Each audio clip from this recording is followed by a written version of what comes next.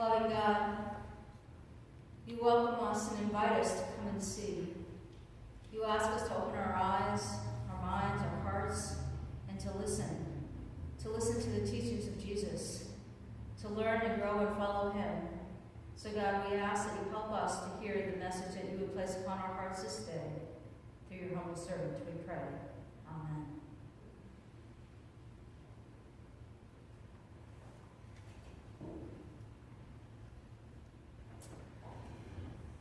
The first thing I was reading about in the scriptures was the letter of Paul to the people in Corinth, the Corinthians. And it was just basically his greeting. He was writing, it was just a greeting. So what's in a greeting? What can a greeting lead to? Why do we greet at the door when people come in? Don't we do it to welcome people? Aren't we glad that they're here? But what else, sometimes when we say hi, it's just, oh, hi, how are you? And you don't really expect to hear anything back, right? I mean, it's just like, okay.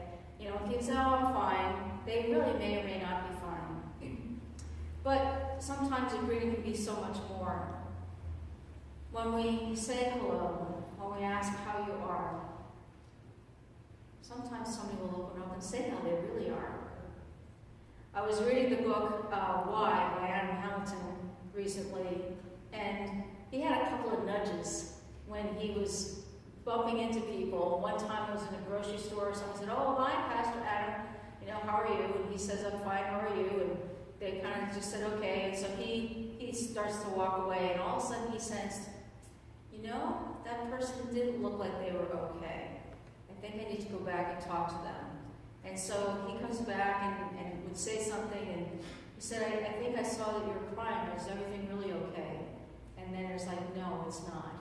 And so they had a time where that person could share what was really happening and the struggles that they were experiencing. And it gave Adam an opportunity to not only listen, but then to pray with that person.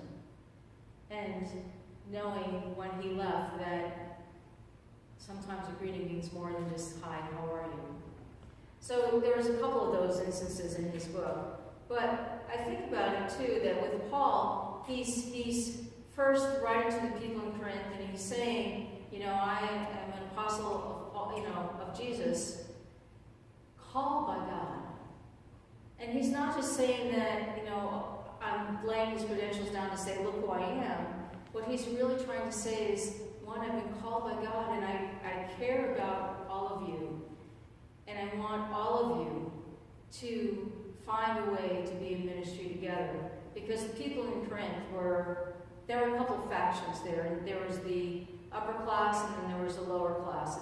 And there were some definitely class differentiations there. And so Paul was trying to tell them that when we accept Christ, when we follow Christ's footsteps, we are all brothers and sisters in Christ. And sometimes our meanings get lost because when we say the word you, it's not really you, it's really all y'all. It's really everyone. There's a plural you that happens in the Greek and other languages that we don't get. We just get you. And so we always think it's for us individually, but sometimes it's for us collectively. And when he talks about the spirits, the gifts of the Spirit, he's talking about all of us, because each one of us doesn't have all the gifts that the Spirit has, right? We have some of the gifts. And so it's when we put all of our gifts together that we can make a difference. And we can, strengthen our ministry that way when we all come together. And so that's really what Paul was talking about. He was trying to tell them that there's something special when we come together, when we lay our whatever aside, and we just celebrate each and every person as a brother or sister in Christ. So he's just getting that greeting going in the very beginning of the first letter to the people in Corinth. But then there's this other story in the Gospel of John. We heard about Jesus' baptism last week, and now we're hearing just a little bit of it again in the Gospel of John. But it's also, you're learning that John had followers. He had people who followed him. But John is telling them that there's somebody else. John is pointing the way. He's preparing the way for the one who is to come, who we know as Jesus. And so after, John talks about the baptism, how he, baptized Jesus, but he basically said, when Jesus comes by, he says, here is the Messiah, here is the Lamb of God. The Lamb of God, the one who is going to be the ultimate sacrifice for all of us. And so, two of his disciples that follow John, all of a sudden, it's like, okay, see ya. And they go, and they start to follow Jesus. And so Jesus turns around and he says, what are you looking for? And they called him rabbi. They recognized that he was a teacher. And he said, come and see. Come and see. Another invitation, right? And so when they come and see, Andrew recognizes who he is. And so he then goes and tells his brother, Simon Peter, his brother Simon, and he says, you gotta come. I've met the Messiah. You gotta come. So his brother follows, and now Jesus tells him, your name will be Cephas, or Petros, Peter, the rock. So now this is John's version of calling some of the followers to be his disciples. And we'll hear different versions probably next week. But come and see. There's an invitation. Have you ever had somebody invite you to do something that you weren't quite sure whether you were going to do or not? And yet your life can be changed by doing that. Now, I want to share a couple stories with you. Bishop Violet Fisher, who, very dynamic bishop, preacher, she was my first bishop that I had. And when she turned 72, she had already survived breast cancer. When she turned 72, she's over in New Zealand. What does she do? She goes bungee jumping. Somebody had invited her, and because she had survived breast cancer, and here she is. And so we used to see a video of Bishop Fisher bungee jumping off this, cliff thing in New Zealand. I mean, okay. I don't think she was ever going to do it again, but it was something that she'll never forget, right? Now, sometimes the invitations aren't always that extreme in some respects, but they can be life-changing. They can make a difference in your life. And I think you've heard me talk about this, but I want to share a little bit. I was at a vacation resort down in the Caribbean. This is back when I worked in the paper industry, okay? And I took a vacation down in the Caribbean. I'm trying to think which island I was on. I think I was on Martinique. And I had a roommate for that. They put us in, you paid so much and you got a deal if you had a roommate. So my roommate was from Washington, D.C., and she wanted to go scuba diving. They offered scuba lessons there. And I thought, that sounds pretty good. And there were two other girls that we met that they said, yeah, let's try that. So 4 of us went through the first lesson. Well, not quite. My roommate chickened out about halfway through. She didn't like going underwater with a regulator and everything. Another person made it through the second lesson but didn't want to take the giant leap of faith off the dock into the water with the fins and everything on. So she was done. The third one, she made it through the third lesson, and then she quit. I was the only one who stuck with it. But I had a little help. In the first lesson, they were teaching you how to clear your mask, because, when the water gets in the mask, it's kind of nasty, salt water and everything, and you got to find a way, especially when you're underwater, how to get rid of the water in your mask. So you're supposed to, because you have a regular mouth, you're supposed to blow air out your nose, and you push the mask back like this, and then that'll force the water out. Well, my instructor was French.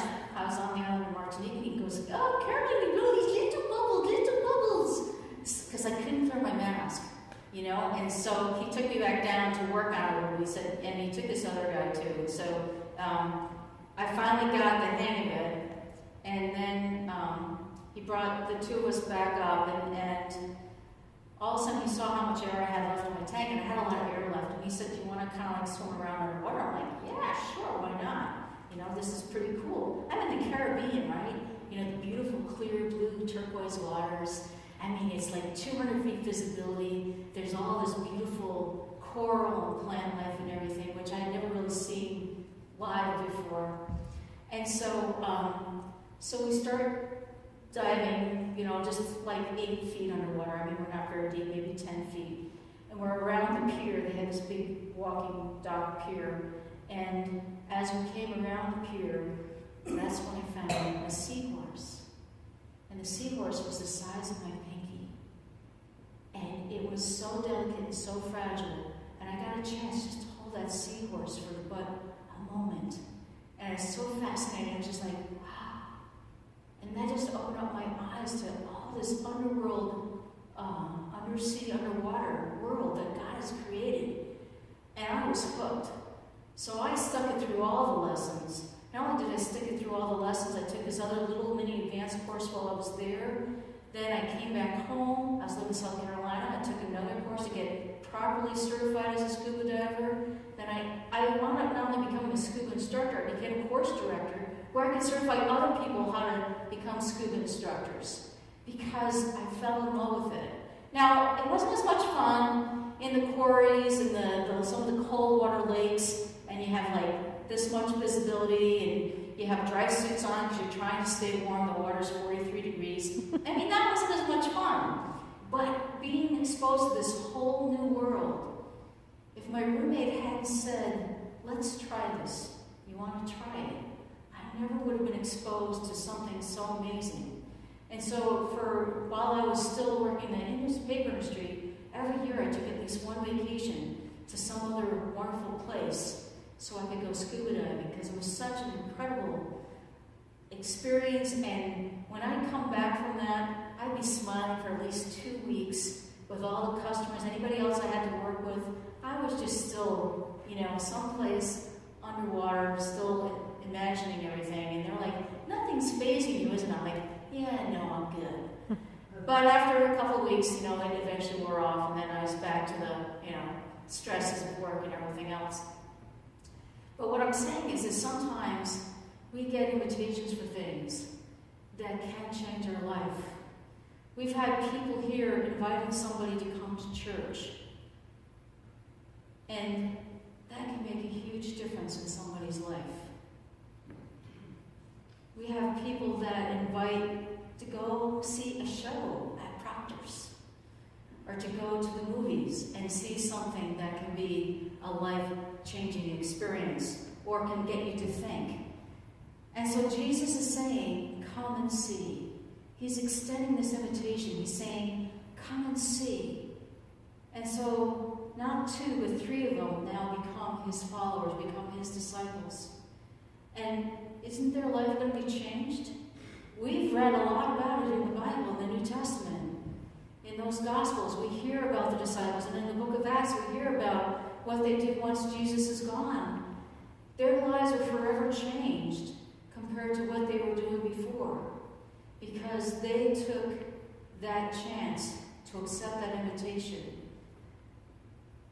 to come and see. And so when we start thinking about our faith and who invited us to church, who brought us to church, was it just something automatic because our parents went or our grandparents brought us? Or did somebody extend an invitation?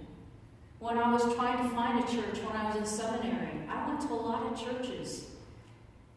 And yet I got an invitation from my Greek professor, my New Testament Greek professor.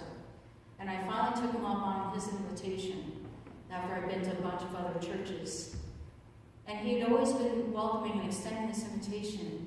And after I accepted and came, went to that church, I was like, this is where I'm supposed to be.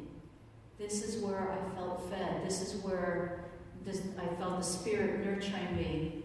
And I knew that that was going to be my church. And not only was he delighted to have me come, he was like introducing me to all these people. He had me stand next to him as he's greeting everybody at the end of the service. But after that, I just knew. Had he not invited me to come to that church, I don't know if I ever would have gone and checked it out. It was a different denomination than what I'd been brought up on. But I was trying all sorts of different denominations because I was trying to find a place where I could be fed. So my hope and prayers is that when we come here, when we bring other people here, that not only will you be fed, but they will be fed too. Come and see what this journey of faith can be. When Jesus invites you, be willing to accept the invitation. You may not know where you're going, but of anyone, wouldn't you want to be the one to follow Jesus more than anyone else? Come and see. See what Jesus is offering us.